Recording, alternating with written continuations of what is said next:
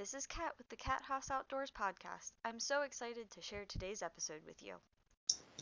Well, Mia, thank you so much for joining me today. Joining me is Mia Anstine, who runs a hunting outfitter in Colorado and is also a major force with trying to educate the public on some of the hunting regulations that they are trying to pass through in the state of Colorado and just in general, and also as a ambassador for the outdoor industry for women. I know you just came back from New Mexico, was it, that you did a hunting camp out there?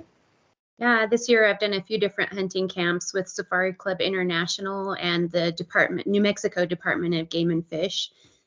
With the foundation with Safari Club, we work on education primarily and conservation, and they're working on R3 initiative programs with New Mexico, and other states are coming as well, but that's one that we worked on in January and February. Okay. So what kind of is your involvement with the outdoor industry along with education?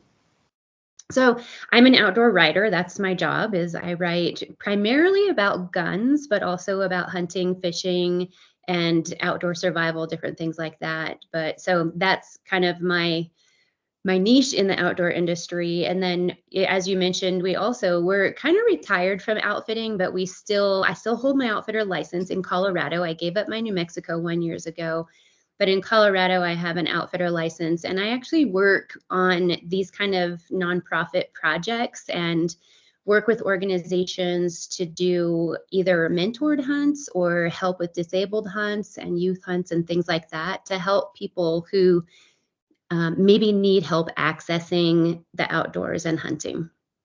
Have you ever heard of Uncharted Outdoors or Uncharted Outdoors Women?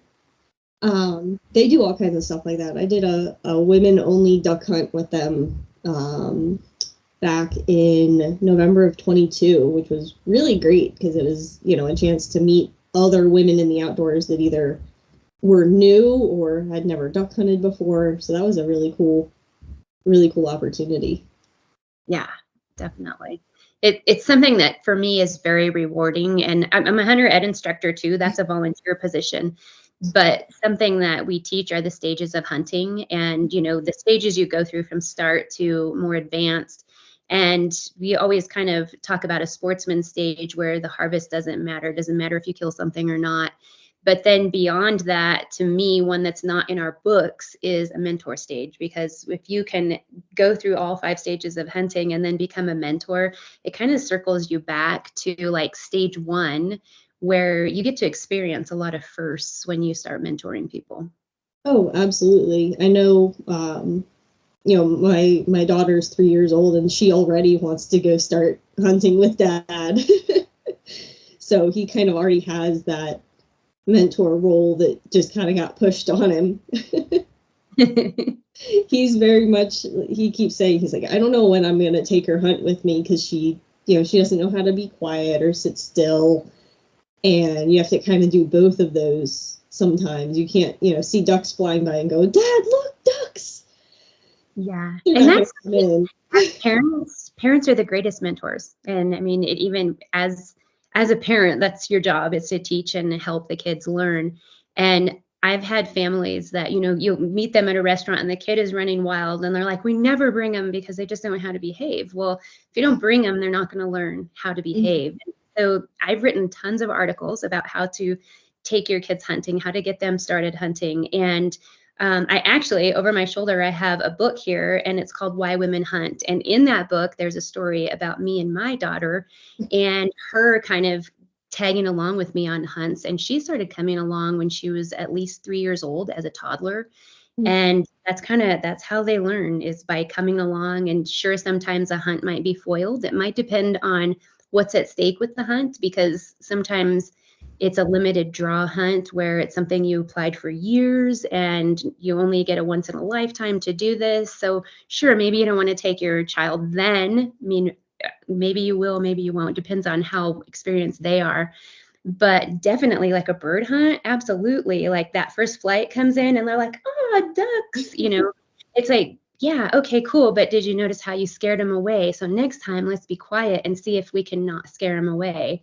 And then gradually they'll learn how to be quiet. And so that's something that it's super fun I could tell you tons of first timer youth stories that, were so exciting. And a turkey hunt in particular, 2 young ladies, my daughter was one, and then another young lady, a tom came strutting in, and, they're just so gorgeous when they're strutting and, putting, and then they, when they drum, and those little girls watch those toms come, and all of a sudden they had been holding their breaths because they were so excited, and you just heard a and the turkeys like scattered and everything was gone, and it was like jumping up and down in excitement just that they saw the birds doing that. And so that was so rewarding.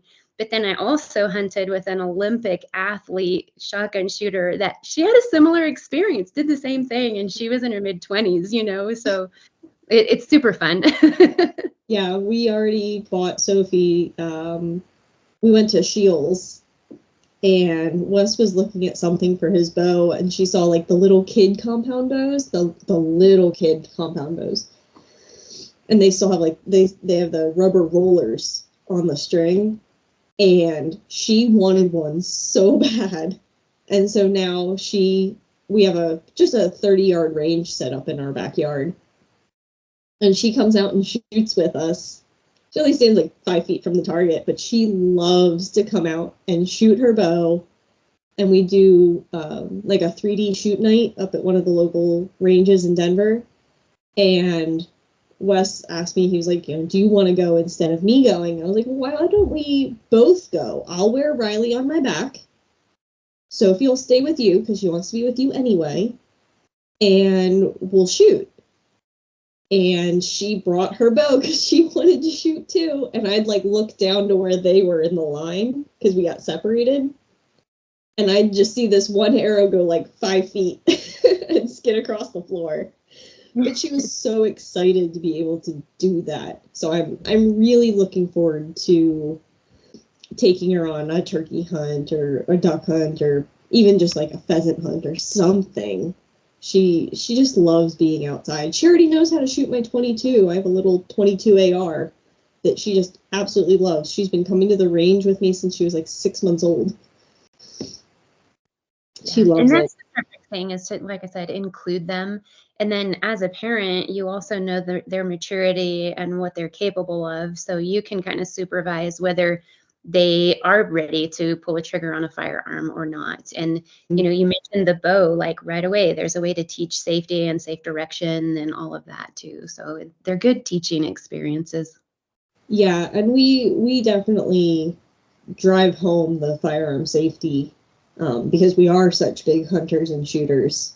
We have everything in safes, but if we're getting ready for a hunt or cleaning up from going to the range, then there might be guns laying around while we're cleaning everything, and we want her to know, like, hey, we don't touch that unless mom or dad are around. This is the barrel, this is where the bullet comes out, this is the muzzle, this is the part that's dangerous, you never point it at anybody.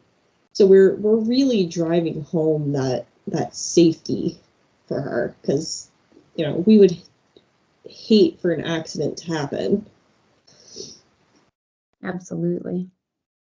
So I know you do a lot of education work with some of the predator hunting and predator reintroduction that they're doing in Colorado. Talk a little bit about the wolf reintroduction that obviously they've already done at this point. But just for some people that maybe don't know why that was such a bad thing for our hunting industry and just our economy. Yeah, that's a really a huge topic. And it's one I've sat on a lot of wildlife panels. I've sat on a lot of landowner panels, stakeholder panels, focus groups. And basically, for your listeners, if somebody doesn't know, like, why would you put wolves in Colorado? The Colorado Parks and Wildlife, they're the administration who has authority of over the wildlife in Colorado and the hunting and management of the wildlife. And for years, people have been wanting wolves introduced into Colorado, and the agency refused to do it. They said they will naturally migrate down into Colorado. But it's been about a decade ago. The director at the time and the commissioners, they understood that wolves would migrate into Colorado from Wyoming primarily. And so they actually developed a very, very broad, not a defined wolf management plan. So basically, it would have to adhere to federal laws and basically manage them in a conservation aspect, using science-based model to manage them.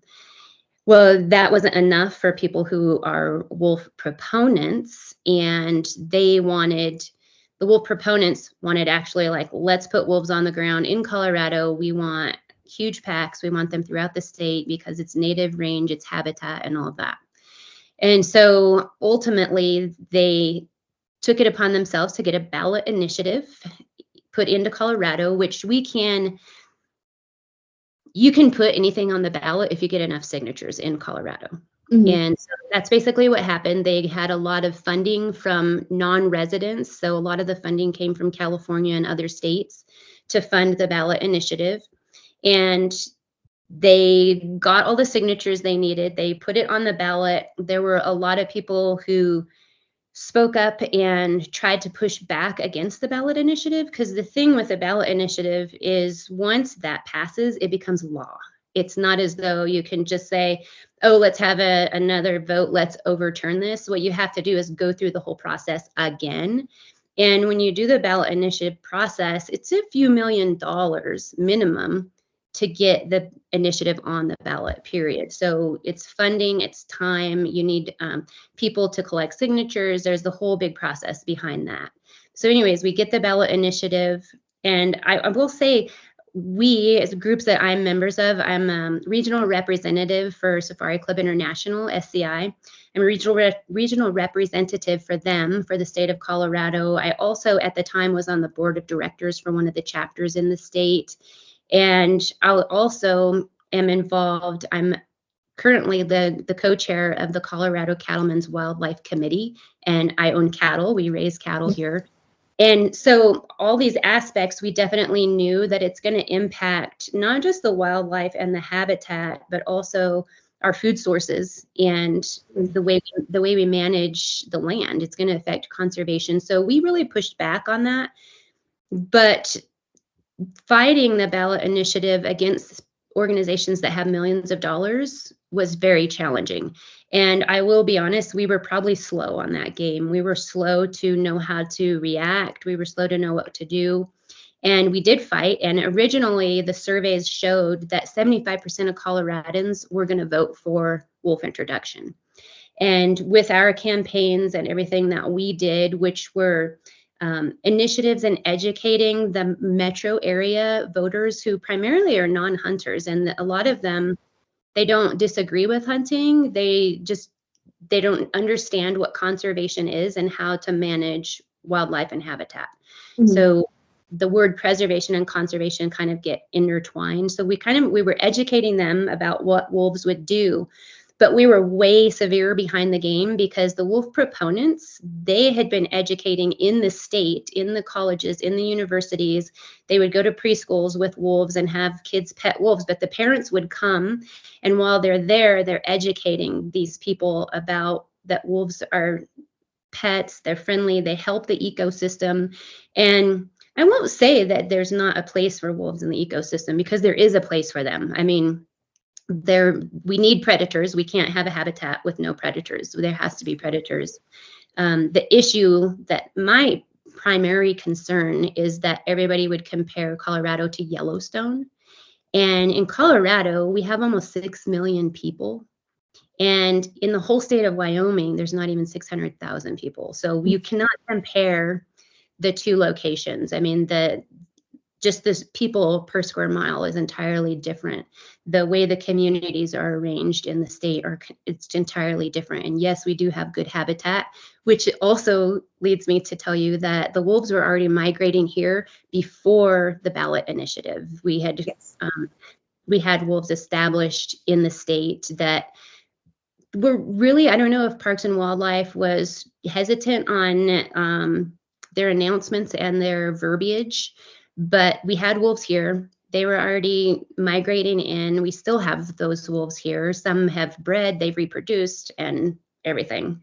But so anyways, the ballot initiative, we ended up getting it. It only passed by less than 2% to have wolves placed in Colorado. So through that process, I will say that something that I learned, I went with Colorado State University. They took a group of cattlemen and sheep growers. They took us up to Montana to tour the Blackfoot Project, to visit with ranchers there and learn the tools they use to kind of help protect their livestock and live with wolves and grizzly bears, because eventually down the road we will see that pushed on us as well. Grizzly bears, it's already written in the plans, even though it hasn't been formally announced.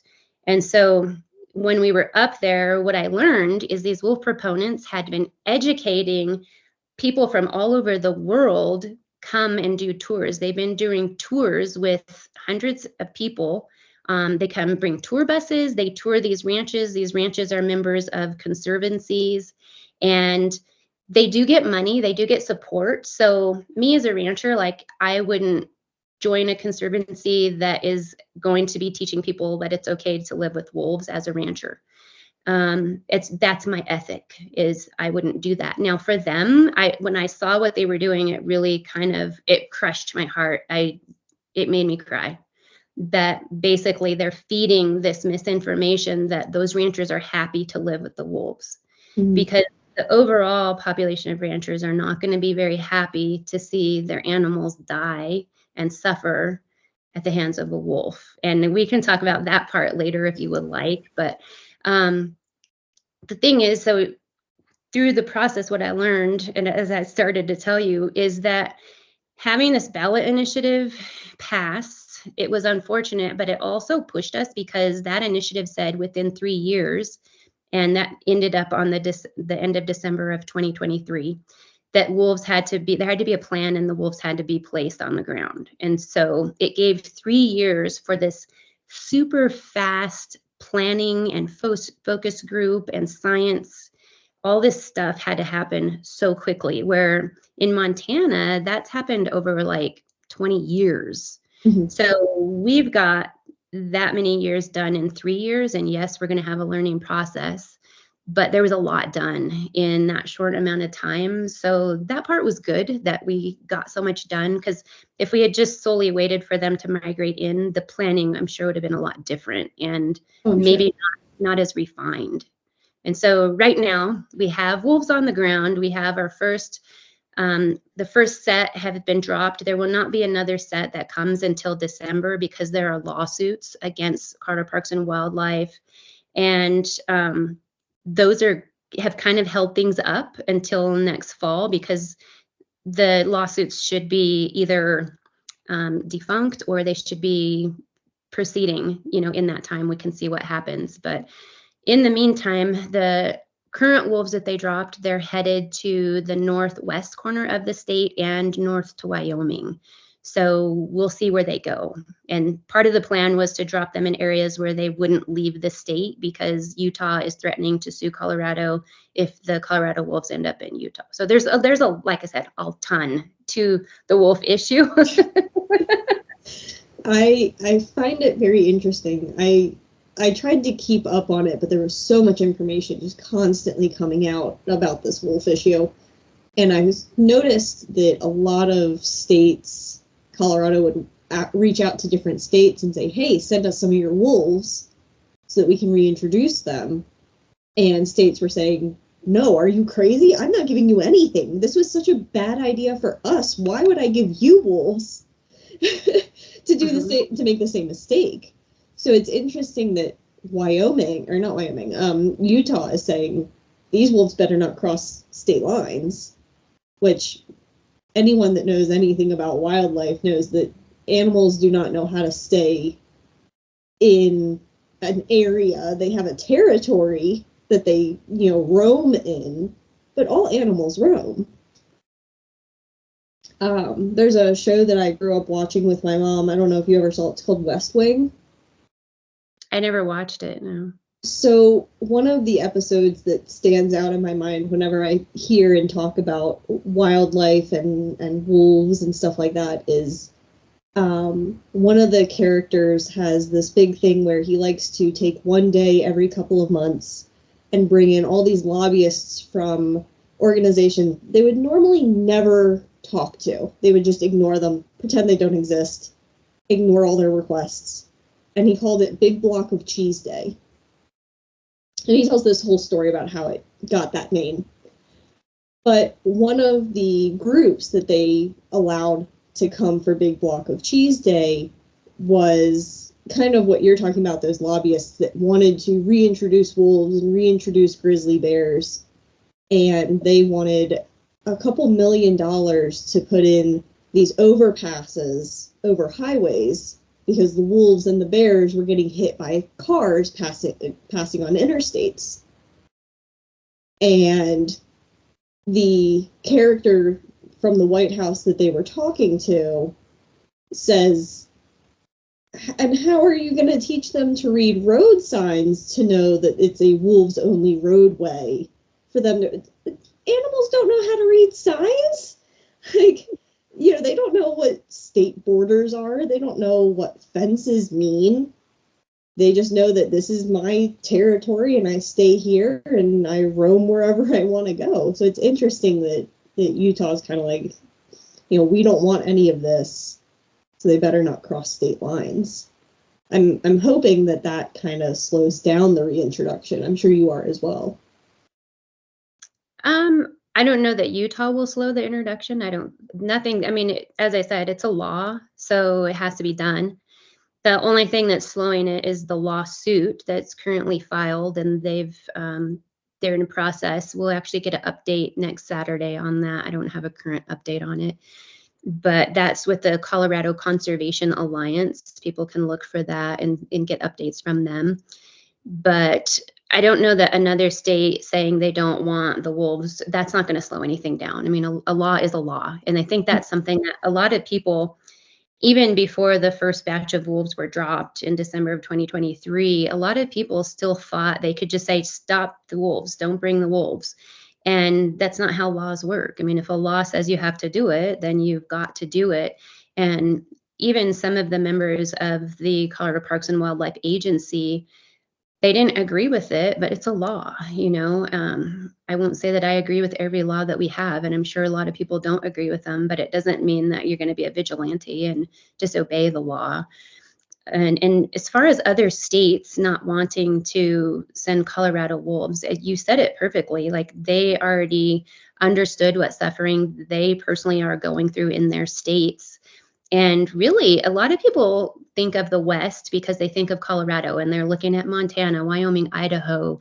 And in those states, the population from the original plan, they're quadrupled the original plan, like the number of wolves they have. But there's always these lawsuits that, you know, they can manage that population, and then they can't. But they forget about, you know, the upper Midwest and Michigan and Minnesota, and like, they've got huge wolf problems, and they have very few whitetail now. And that's something that a lot of people don't understand. I keep mentioning the word conservation, but if you're able to manage those predators, you don't have to have your whitetail wiped out. So if you're able to manage those predators, we don't have to have the elk population depleted. We can actually have a healthy population of wolves and healthy populations of elk without diminishing one to feed the other. And a lot of people, in one of the panels I was on, they asked why wolves have such a negative image, why they're viewed as so negative. And I don't think it's the wolves' fault. I think it's the proponents who put them in the middle of lawsuits. They're being used as a political pawn. And so in turn, they get this bad image. I was on that panel, somebody mentioned about how the wolves need to be basically coddled. And I'm just paraphrasing because I don't remember the exact verbiage, but they won't know what to do. And it's like, they're wild animals. They have instincts. They're extremely keen. And how to me, just how diminishing to a very majestic animal to say that they're not smart. I mean, because basically that's what the woman insinuated. And if we can let them be animals, but also, if you notice there's too many wolves, you've got to deplete that population so that other populations can grow. And there's just a million examples of instances like that, not just with wolves, but with other predators as well, of how they need to be maintained. And that goes back to me mentioning the population in the state, because part of this, what it's called, is rewilding program. Mm-hmm. And this wolf initiative and others that I'm sure you might ask about, it's rewilding of the West is what they want. And they want the West to be wild like it was 100, 200 years ago. The problem with that is, I mentioned before, we have millions of people, and we didn't have that back then. We have subdivisions. You mentioned interstates. Yes, we have wildlife overpasses. They are helpful, but we have all of this now that we didn't have back when the West was wild. And so we can't do things how we did them then unless you eliminate people, and we're not going to do that. At least I hope not. It's like we have to manage the wildlife with the habitat that we've created. And talking about that, I also sit on, the governor has an outdoor partnership program here in Colorado. It's the Colorado Co-op. It's the Colorado Outdoor Partnership Program. And I sit on that. I represent sports persons on there, but I also, as I said, I'm on the Cattlemen's Wildlife Committee. But we sit there with recreationists that are either anglers, kayakers, boaters, mountain bikers, UTV groups. There's a whole plethora. And we also sit with government agencies. So BLM, Forest Service, and others are on there. And we've all come together to form a plan to have all this work together so we can all coexist and include everybody, but also take care of our great spaces in Colorado, because it's a beautiful state. We're a destination. And so we're doing a lot of work to try to make all of this work together. The wolf, as I said, the political platform and the limitations we have are going to be a challenge as those packs start to reproduce. Mm-hmm. I want to talk a little bit about the new bill that they're trying to push with the mountain lion bobcat hunting ban. What do you know about that so far? What can you tell us to kind of educate a little bit? Well, I'll give you that one again. I'm involved in a lot of different things. So I'll start, first of all, and tell you it's not a bill. This is a proposed ballot initiative right now. But it was a bill last year. And before that, it went to Colorado Parks and Wildlife's Game Commission. And so the commission sets the rules for Colorado Parks and Wildlife, and it's a governor-appointed seat. And that, again, it's made up of diverse members. There's set members that are categories that are filled there. The governor appoints them. And a couple years ago, the proposed ballot initiative is to eliminate mountain lion or cougar, bobcat, and lynx hunting in the state of Colorado. And what they did several years ago, might have been 4 years ago now, is they went to the commission and they tried to eliminate it. Didn't work. They went again, tried to only focus on mountain lion. It didn't work. So then last year they introduced a bill at the legislature, which bills are voted on by our legislators. With the commission, the commissioners, that group of people, can accept or deny. So there's different ways that laws are made and rules are made. So with the commission, if there's a rule made, you actually could go back and petition them to change or amend that rule. Well, they declined this through the commission. So it went to a bill, and a legislator from Boulder, Colorado carried it. And sportsmen, ag producers, a lot of different people showed up at the Capitol. They testified against the bill. The bill did not pass. And so now we see this year, we've got a proposed ballot initiative in our state. They actually introduced 2 proposals, and I think they introduced those to kind of feel them out and see which one they would have a better chance with the general public. Because here again, we're having the majority of the population, like 80% of the voters, are not hunters. Mm-hmm. And so they have billboards on the interstates, on I-70, on I-25, trying to educate people that bobcats are not trophies, and these animals are not trophies, which I agree, they're not trophies, but that's not why we hunt them. We don't hunt, I mean, some people do, but that's not why we manage wildlife with hunting. It's not a trophy thing. No. And so they've been messaging for, like they did with the wolf, not as long, but they've been messaging to these voter populations. They're currently in the process of collecting signatures, because we have to have signatures to get this on the ballot. Mm-hmm. And once they get the signatures on the ballot, we will vote for it in the fall. The wildlife community has done, they've contested the verbiage, because in the verbiage of this initiative, it said ban trophy hunting of these feline cat species. And so the trophy word is out of the title, because trophy really carries a negative connotation, because it insinuates that you're just killing something to put it on the wall. Mm-hmm. And so that's been done. Some of the language is adjusted. And then when it goes to vote, we'll see what happens. Right now, the people who don't agree with eliminating managing wildlife, they're working on educating their memberships and so forth about why it's important to manage wildlife in with a conservation model. And that's something that I don't think a lot of non-hunters understand, is that in the United States, we have like the best wildlife management plan in the world. And because of that, we've grown our wildlife populations. And I actually had someone the other day say, in an application for a scholarship, they said that there are a lot of animals in America that are on the verge of extinction. And that's not true. There's not a lot. There are some that are endangered. There are some that are threatened. And then we've got good populations. But there's a difference between on the verge of extinction. So that's messaging that young person received somewhere. But with our model of conservation, we actually use science and studies, and we determine how to manage them. You don't just get to go shoot anything you see, or you actually become a felon. There are rules for migratory species, whether we can hunt them or not, and when we can, and how many we can take.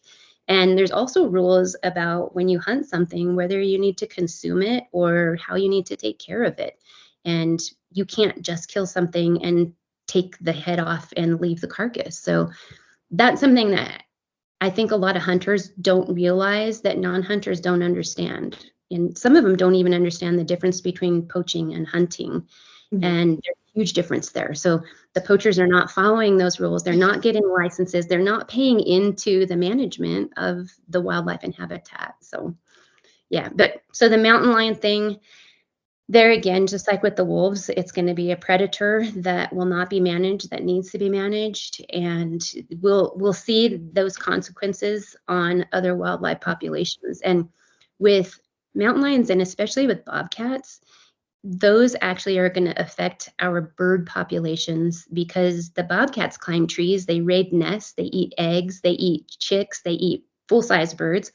And so if we're not managing them, our bird populations are going to plummet. In New Mexico, they eliminated trapping entirely. And now I just talked about threatened and endangered. Their prairie chickens, they were only threatened, and now they're put back on endangered because they're not managing their predators down there. Mm-hmm.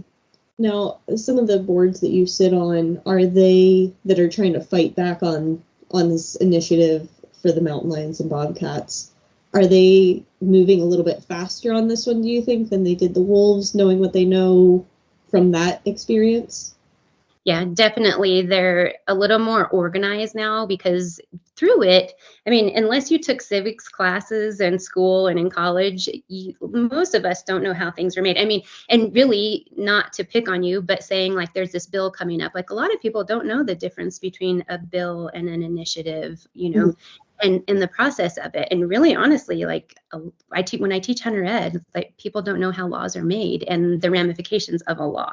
So through the process of the wolf, the whole community learned a lot about the process of creating a ballot initiative, the process of fighting the verbiage of the ballot initiative, and actually how the groups need to approach that, because there's laws about that too.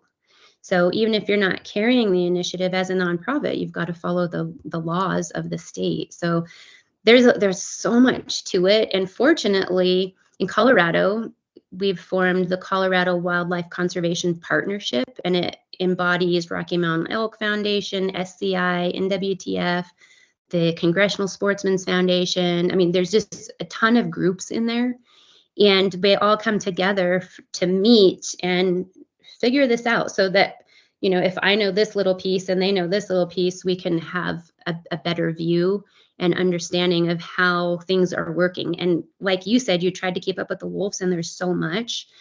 Well, we're here, like right now, we've only talked about 2 issues, and already there's like 600 bills in the State House, in the Senate. So it's hard to keep up with all of it, you know, and not all of those are wildlife bills, but I'm just saying, like, it's challenging to keep up with. So it's nice to have the groups come together and say, like, well, this gun bill, it looks like this, but it's going to affect waterfowl hunters this way. Mhm. And the mountain lion, one of the proposed initiatives said that you wouldn't be able to hunt with dogs. And so that would eliminate our upland hunting, you know, our waterfowl hunting. It would have had a much larger impact. And someone from the birding community must have let them know, because that's not the initiative they decided to go with. Yeah, because, I mean, people that, not just mountain lion hunting with dogs, but like you said, you know, upland birds and waterfowl, people have used dogs to either flush or retrieve for centuries. I mean, this is not a new thing, you know, to use dogs for hunting purposes. I mean, even in Texas, they use dogs to chase down hogs. Yeah, and that's something I think is also portrayed with a negative connotation that people don't understand. I think they think the dogs are a nuisance or abusive, or it's cheating during hunting. But I also have a podcast. It's the Mac Outdoors Podcast. And one of the earliest episodes, I talked about a mountain lion hunt. And I've been on a lot of mountain lion hunts, and they are, bar none, the most challenging hunts I've ever been on with dogs. And even with tracking collars, devices, because that was also listed in that bill that they're the proposal that they didn't go with. And the thing is with a dog is it's a tool. It allows us to tree or contain a mountain lion, or in New Mexico, you can do this with bears.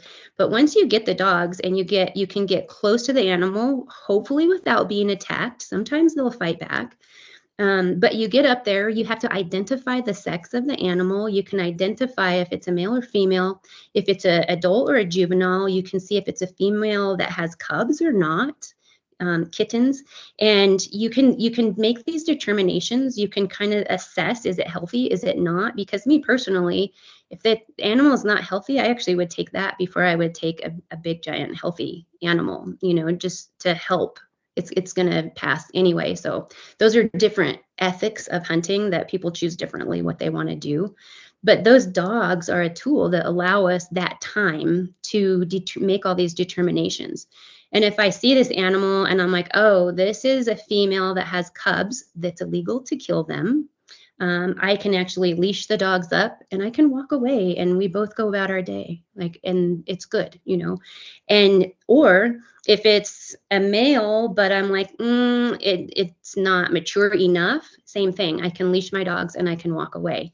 And one thing that they're noticing up in Boulder County, there have been a ton of dogs attacked and killed by mountain lions. Mm-hmm. They don't allow hunting of mountain lions up there. And so there's different ordinances in different counties and all this stuff.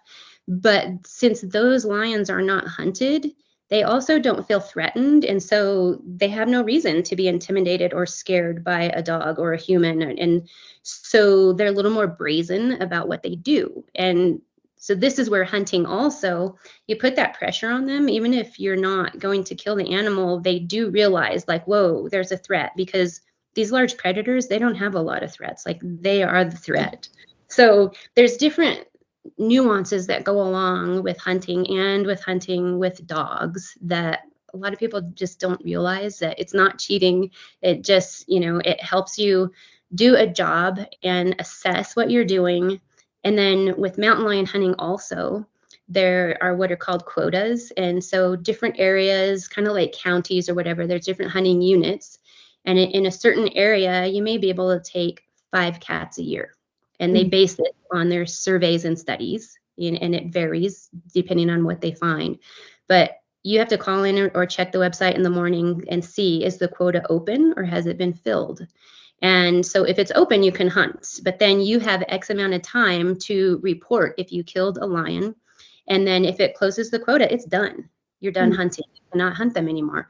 So that's something. Mountain lion hunting is very much different than elk or deer or turkey hunting. You actually have to take a class to get your mountain lion hunting certificate.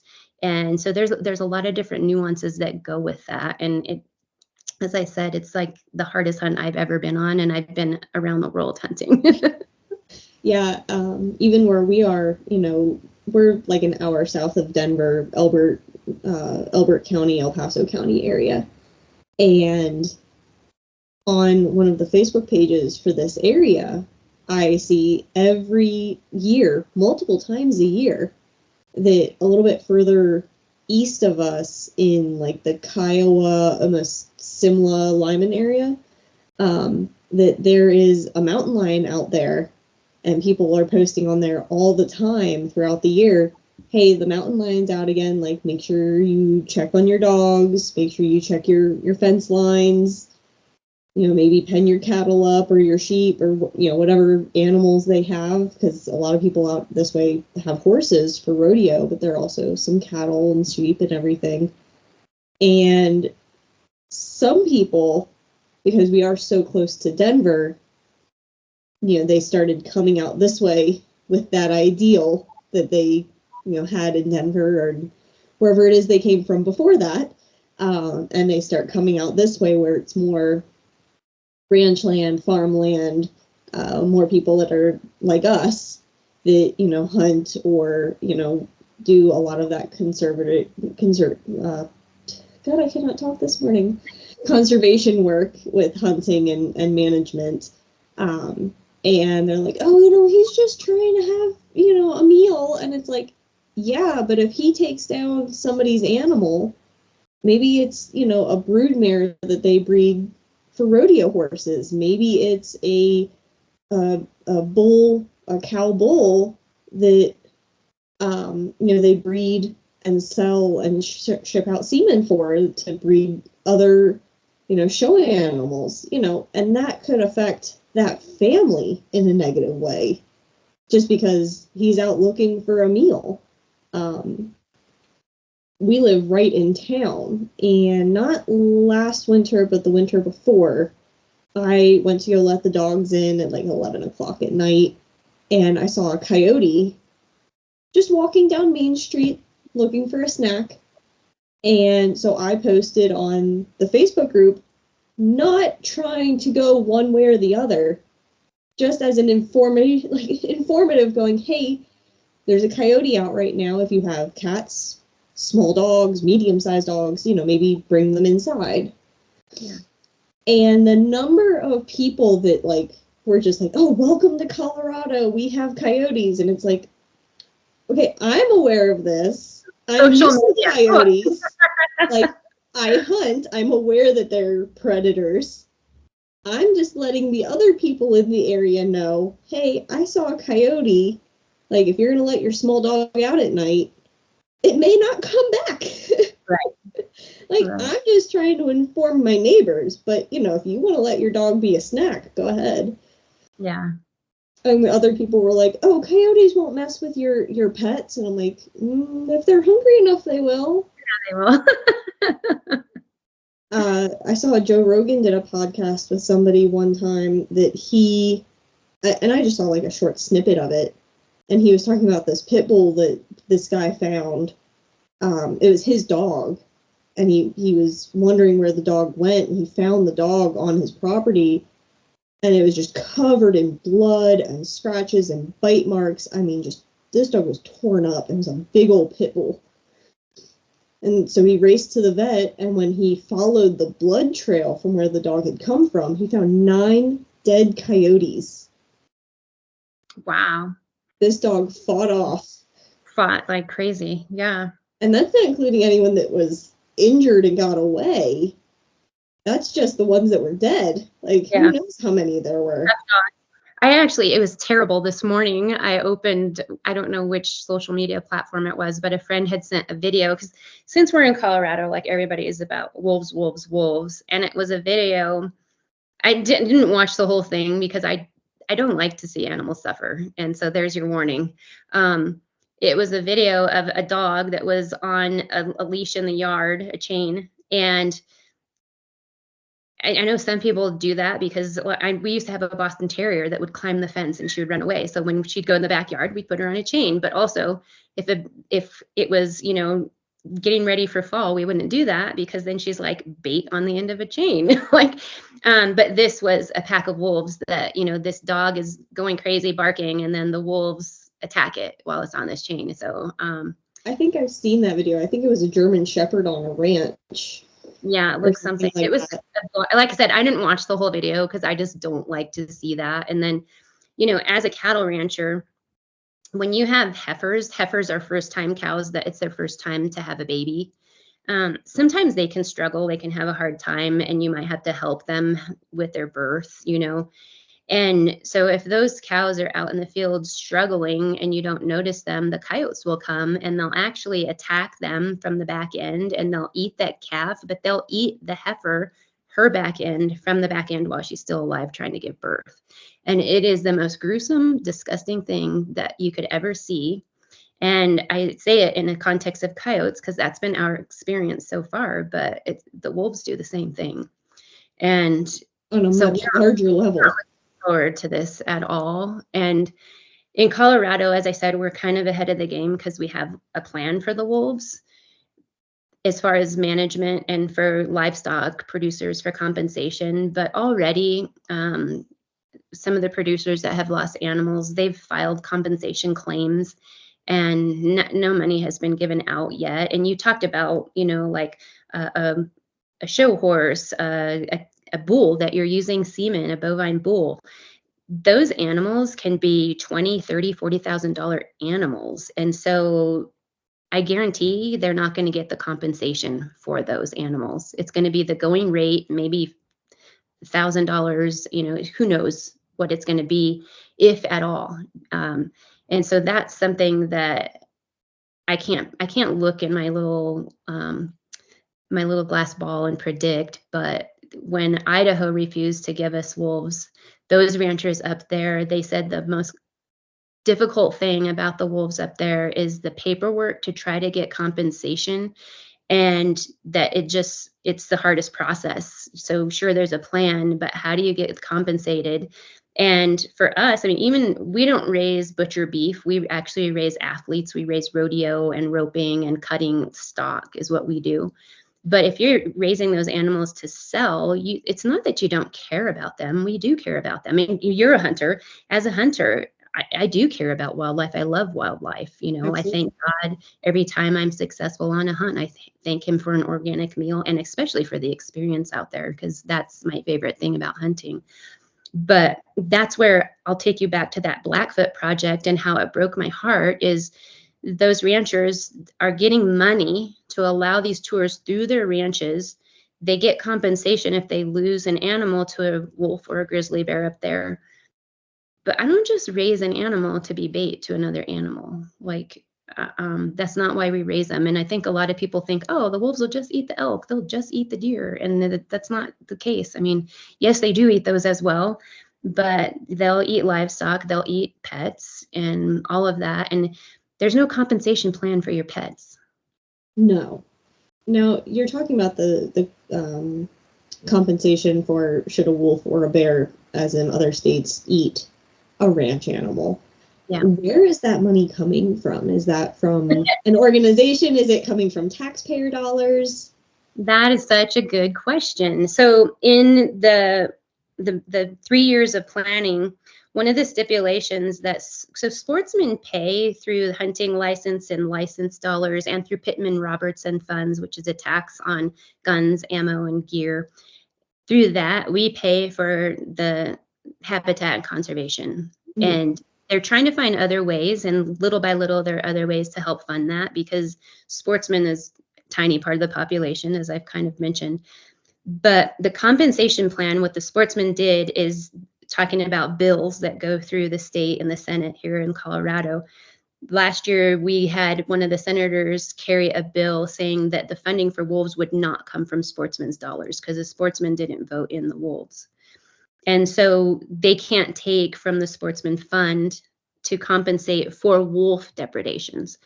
And so through that, there is a funding. They've also did a bill to bring some of the general fund to help with compensation. And so it's a tiny little aspect of the millions of dollars that will be needed, but it's going to have to grow over time.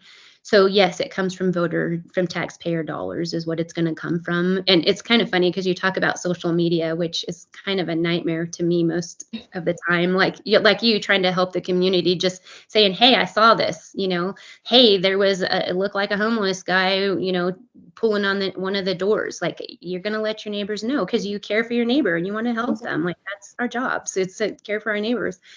But online, it's like people talk about this compensation and they're like, well, make those people in the metro area pay for this. And it's like, well, you can't do that. Like, it's not how the finances work. But it's just kind of funny, the thoughts. And I understand where they're coming from and all of that. But right now, money is coming from the general fund to help with compensation. But so far, nothing has been paid out.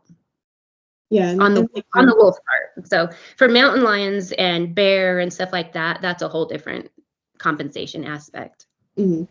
But like you mentioned, ranchers or anyone that raises any sort of livestock is not necessarily going to be compensated for what their animal is worth. Right. So just because they apply for it doesn't mean they'll get what it's worth or even anything at all. Right. So. And something that also, if you're not a cattle producer, yet some people may not understand, is having a negative pressure on your cattle can affect their growth and their weight gain. So that's something. And then it also will affect their birth weights of the animals they have and things like that. So there's also this trickle down effect of how it affects even sheep. I mean, I'm talking cattle because I have cattle. But the sheep producers, they're going to be highly affected by this. And in other states, most sheep ranchers go out of business. Like, they'll be done. So there will be very few of those. And some people like, oh, I don't eat sheep. Well, there's a lot of our clothing that is made from wool and fiber. And there are a lot of people who do eat sheep. It is a food source. So that's a part that I don't understand. That's so selfish. It's like, well, I don't do that, so I don't care. Well, we should. We just talked about neighbors. We should care. Like, maybe you don't like sushi, but I do, and maybe you like something else and I don't. But we can all like different things. That's what makes the world wonderful. Yeah, just because I like, as an example, just because I like sushi and you don't doesn't mean that you're not going to say, oh, well, I don't eat sushi, so I don't care about overfishing of salmon or tuna populations. It's still, you still have to manage those populations, like you said, whether you care about it or not. Right. Or whether or not it affects you. You still have to care. So something that's kind of a little bit off topic, as a rancher, how do you personally feel about this like boom of people moving to more Western states thinking that they're going to buy a ranch and live like it's the Yellowstone TV show? I have seen that since I was a small child. So I grew up, my godfather was a rancher, and we've seen it a lot over the years. And some of them make it and some of them don't. With the recent Yellowstone series, so many people want that, because of the climate of where they may live in metro areas and stuff. It's like people want to get back in touch with, an old way of living and stuff like that, find more peace, find more calm, or some of them just want to get away from people, get distanced from that. And I understand all the reasons, and we can all have our reasons why we want to live where we do. But what I see with a lot of them is they come to rural areas, they don't realize, and I live in Southwest Colorado near Durango is where I live. And where I live, people will come from a metro area, and during the pandemic, they were buying ranches sight unseen. Like they're buying them, and then they show up, and they don't understand that ranchers are some of the hugest proponents of conservation of wildlife and habitat, because we have to have the habitat in order to feed our animals, and wildlife has to interact through it. And you want the habitat to be good everywhere so that the animals aren't just on your ranch, in your field, right? And I do have neighbors that hate the elk because they'll be in their field, where me personally, I love it when the elk are in my field. I love to see them. I love to look at them. But we have enough feed for the small amount of animals we raise. So when they buy these ranches, depending on what size, I mean, it might be a ranchette where you don't have a lot to manage, or it might be a larger piece of property where you might have to irrigate. You might have to, hopefully, if you bought a ranch, it might come with equipment, which is wonderful. Some people, before they sell their ranches, will like have this huge auction and sell everything off. Don't let them do that. Like, if you can buy a ranch with everything there, buy the tractors, buy the implements, even if they have tools in their shop, buy it all, because those tools actually you're going to need to work on your tractors. And what I suggest is, when you're looking for a ranch, look for something that has been maintained, that looks good. Weeds is a really big thing to keep an eye out for, because maintaining against weeds is challenging. If you agree with pesticides, it makes it a slight bit easier. But if you don't agree with pesticides, it's really hard to manage weeds. And there are herbicides and different organic things that you can use. But if you can find a place that's been maintained, it's easier for you to come in and just start off with what's already there. Make friends with neighbors, because your neighbors can help you learn how to use the equipment. We've lived in the area we're at for a couple decades. And actually I grew up in the area, but I'll call it a neighborhood, even though it's miles. We've made friends with mechanics, and we'll do trade out with them, help them with something so that they can help us work on a tractor that we don't know how to work on, things like that. So those are things that are very helpful. My future son-in-law, he works for a ranch. The ranch managers were from Arizona, and they recently moved up here. But what they learned is they had a ranch. They're the ranch owners, and they had a ranch manager that was running this place, and they're in Arizona and he's here. Well, he wasn't doing his job. So you got to figure out how to keep an eye on them. And so there's a lot of different things to consider, and it just depends on how you want to run it, what you're looking for. Do you want to have animals? If you have animals, depending where you're at, you can get ag status and get a tax reduction. So that's what I see a lot of people doing. But something that we do as ranchers ourselves is, we have friends who bought ranches. They don't want to deal with the animals. We lease their property to graze. So we're maintaining the irrigation and the fields and the fences, because we need to keep our cattle on that little piece. And so that's something you can do too. You don't even have to own the animals. You can work with someone who does. And us having our animals there for a certain amount of time helps them get a tax deduction. So that's kind of one of those give-take things, where if you don't know how to raise cattle or sheep or whatever, llamas, whatever you want, you can get someone else to do it, and you can have a little benefit from sharing your property with them. Yeah, I mean, even here in town, like I'm right in town. Like, I can see Main Street from my living room. But we've become quite close to one of our neighbors across the street. And, if they go out of town, or, maybe they're gone all day and they've had packages delivered, the delivery guys always leave them at the front door, where it's very visible for anybody driving by. And so on a regular basis, if I see packages, I'll just pick them up and take them around to the side door, so that, not that I think somebody would come by and steal them, but you never know. Yeah. And so, she'll ask me, can you let my dogs out? if they're away overnight or something, and I'll go let the dogs out, no big. And she gives me eggs. They have like 20 some chickens. And so all I do is I text her, I'm like, hey, you've got packages. I moved them around to the side. And she'll be like, okay, the side door's unlocked if you want to go in and get eggs. And that's nice that you can have a relationship like that with a neighbor, because not all neighbors are like that, and not all of them are very trusting. But I don't want to discourage people, but even out here west of Durango, we have a friend who's also a rancher. He took his cattle to sale, which you do like one time a year. He did.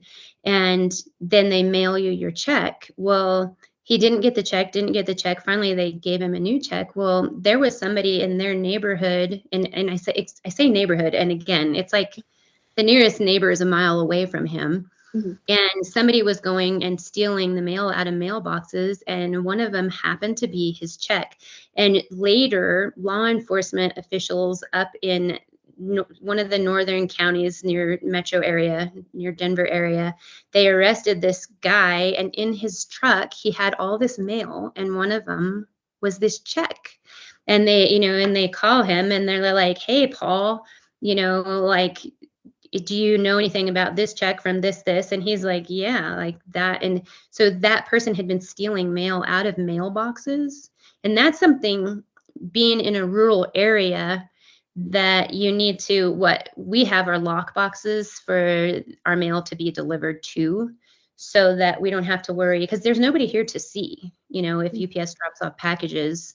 That's something that you might have to consider, is either have them delivered to a PO box or the post office, or make sure there's somebody there to receive your packages, or put cameras out. I mean, those are helpful too, but those are, in a rural area, internet is a big thing. And it used to be a challenge for me, but now I have Starlink and it works wonderful. I'm able to do video calls, and they didn't used to be able to do that. So it's been good.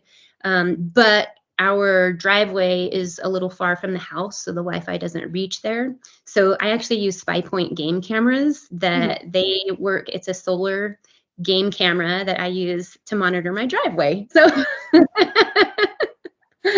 hey, sometimes you got to do what you got to do. Where I grew up was just a very small, like 7-acre farm out on the Eastern Shore of Maryland. And, because it was down a dead end road, like it was a branch off, it was a dead end road that went down to the end of a peninsula. And then our little branch off of that road was also a dead end road. So if you pulled down our driveway, like once you got about halfway down our driveway, if you weren't supposed to be there, we knew you were there. Yeah. So it's like, and our driveway wasn't as long as you're saying, where, you're having to use trail cameras to keep an eye on it. But, when somebody pulls into your driveway and you're on a dead end road of a dead end road, when people are supposed to be there and when they're not. Right. So, yeah, just trying to like keep properties secure, keep driveways secure, keep families safe.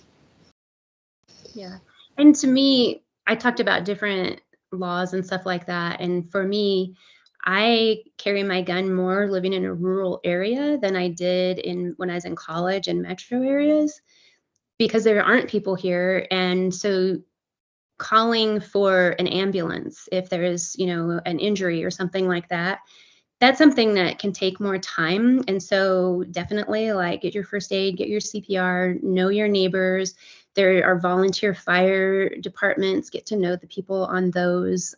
It's really helpful to meet people at church. And what I like about the rural area, at least where I live, is the community of people. If you need something, maybe the ambulance isn't going to get here right away, but a neighbor who is an EMT might be able to get here. So there's different avenues. And it's one of the trade-offs that you'll have, deciding where you want to live, because not everybody wants to live as far out as we do. Mm-hmm. And then one of my aunt, she's almost 90 and she lives further away, and so she's really far. And we worry about her all the time, but that's just her choice of how she wants to live. So it might be for some and it might not be for others. You know, one might want to be off grid, and some people might want to be in an area where there's a lot of people. And that kind of takes me back to the wolves and these wildlife management. Is when I went on that tour with CSU, one of the guys on there, he's actually an economist for the state of Colorado, and he told me point blank, they don't want us to live in rural areas. They want us to live in urban populations so that we can allegedly thrive more, and that they can keep us all together. So ultimately, it's everybody says put on your tinfoil hats, but he point blank told me they don't want us out in the open spaces. They want us in town where they can keep eyes on us. So, or cities, they want us in these areas. They don't want us dispersed. They don't want us living off grid and stuff like that. So it's up to you and your mindset, how you want to live. And it also, a big thing is, I've kind of talked a lot about how laws are made. The big thing is keeping an eye on elections and who you're voting for and who's going to allow you to live the way you wanted to live. Absolutely. And, we are very live and let live kind of people. That's kind of how we feel is, I want to be able to go shoot and hunt and take my kid hunting and go horseback riding and enjoy my life and do what I want to do. You want to be able to go, skiing and kayaking and paddleboarding and live your life and do the things that you want to do. You don't interfere with my life. I'm not going to interfere with your life. We had an issue with one of our neighbors because we have a small archery range set up in our backyard, and our target is in front of a large wooden shed. An arrow is not going through a large wooden shed. And they called the police in our town on us for shooting and quoted this one town statute. So we looked up the town ordinance, we read it. Wes, before he went into the Army, he studied constitutional law in college. That's what he studied, was law. And so he understands how to read those kind of things and understand them and interpret them. And so we read it and we're like, okay, but this says that you can't purposely, accidentally, or anything shoot the property, persons, pets of another. It says nothing about shooting on your own property. So, we had this back and forth, and then we caught them filming us through their window, because their living room window faces where we stand to shoot. And so we once again, because the chief of police came out and said, if you have any issues, give me a call.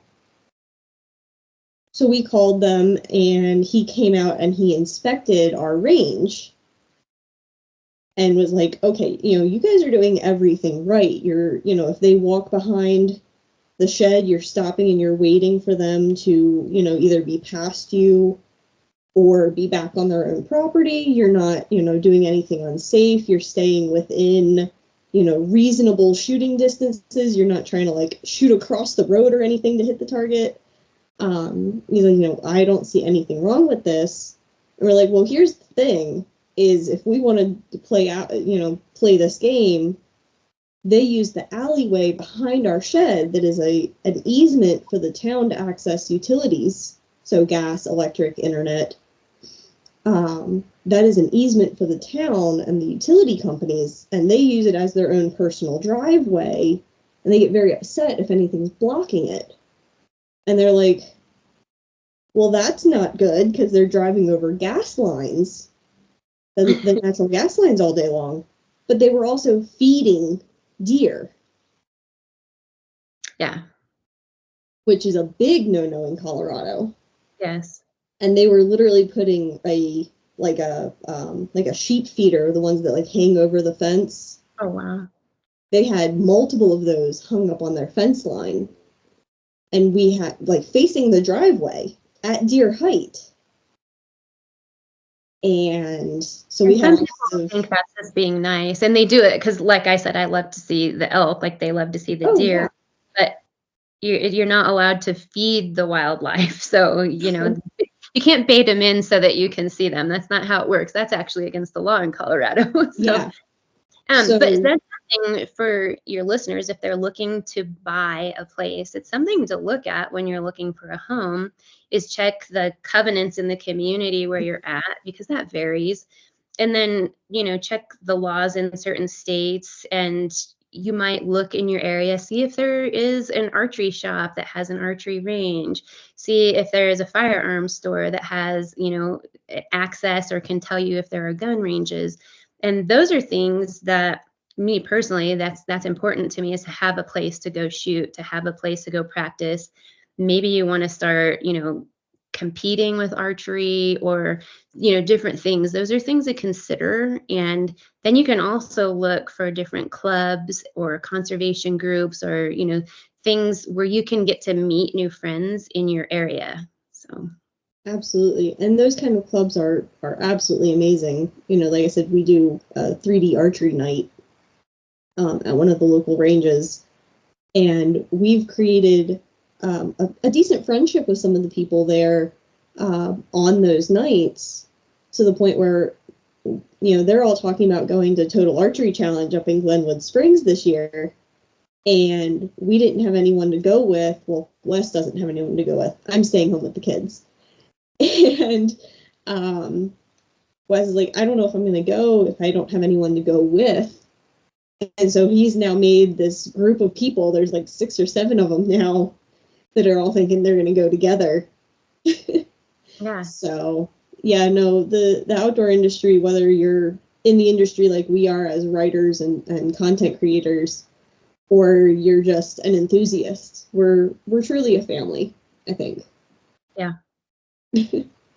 Well, Mia, thank you so much for joining me today. Thank you for all the information and the education. There are things that even I didn't know, and I try to keep up with what I can. But I really appreciate you taking the time to chat with me today, and I hope you have a great rest of your day. You bet. Thank you for having me on your show. Absolutely. Thank you so much. Have a great one. All right. Thank you so much for joining me this week on the Kat Haas Outdoors Podcast, and I can't wait to chat with you all again. See you soon.